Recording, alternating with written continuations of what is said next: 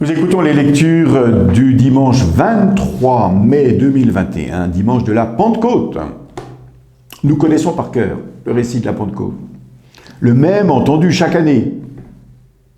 Nous attendons presque que le lecteur se trompe dans la manière de prononcer les noms des peuples qui y sont mentionnés, qui sont d'ailleurs bien loin de ceux que nous connaissons, dans une litanie un peu étrange, qui ne nous fait sans doute guère rêver.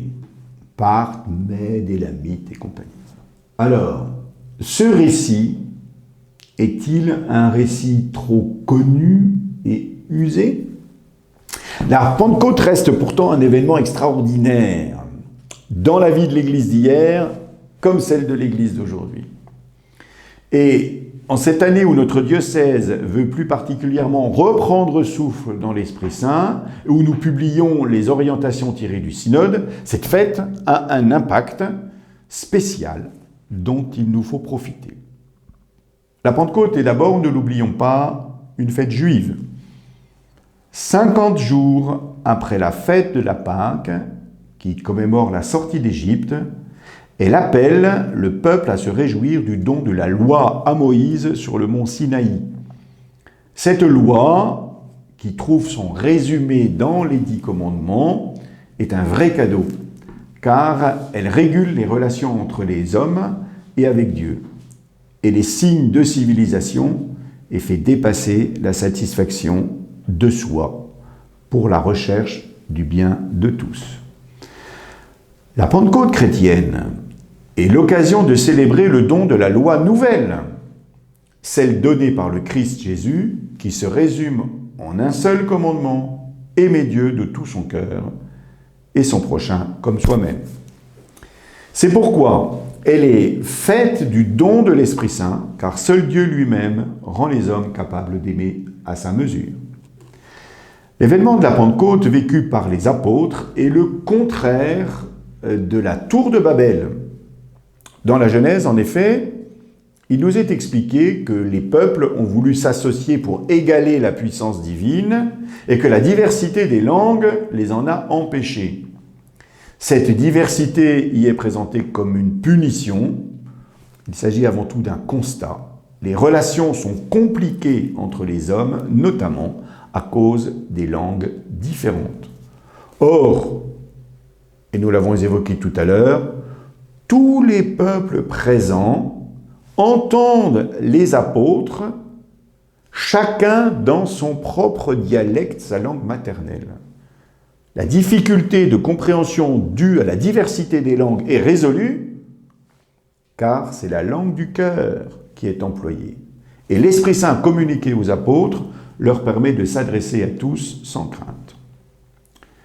Nous plonger dans la fête de la Pentecôte n'est pas seulement nous rappeler un événement ancien, il s'agit aussi pour nous, comme dans toute la liturgie, de bénéficier de ce même don rendu actuel par l'action de l'Église. Oserons-nous, à la manière des apôtres, accepter le coup de vent inouï qui bouscule nos existences ? Ceux-ci, en effet, étaient enfermés chez eux, dans la tranquillité de leur groupe sympathique et par peur de l'opposition de leur entourage. Nous-mêmes, nous restons volontiers entre nous, parce que c'est nécessaire pour se soutenir, mais aussi plus confortable de ne pas avoir à affronter les critiques ou les questions. L'Esprit Saint nous entraîne à ne pas nous contenter du minimum, à être inventifs dans la mise en œuvre de la loi nouvelle de la charité, et l'épidémie nous y a contraints.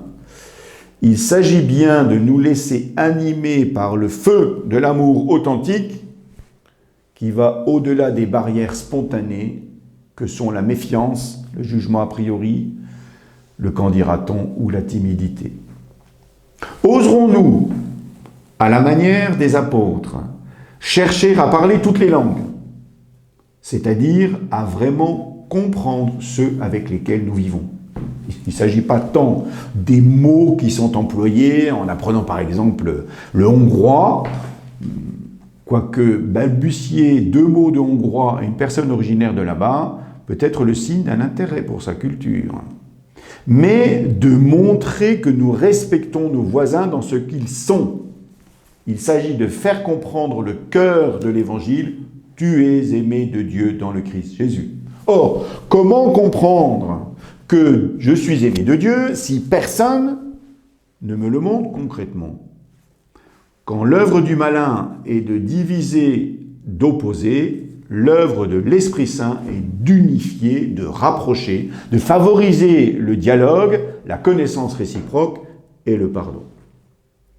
Ce récit ancien, un peu usé, s'avère un récit nouveau.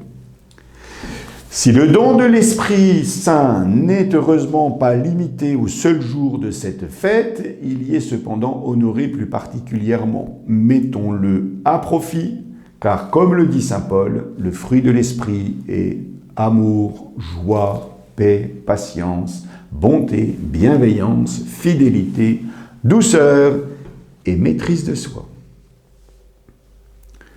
En question pour notre dialogue, quel effet la Pentecôte a-t-elle sur nous, sur notre diocèse? Bonne rencontre!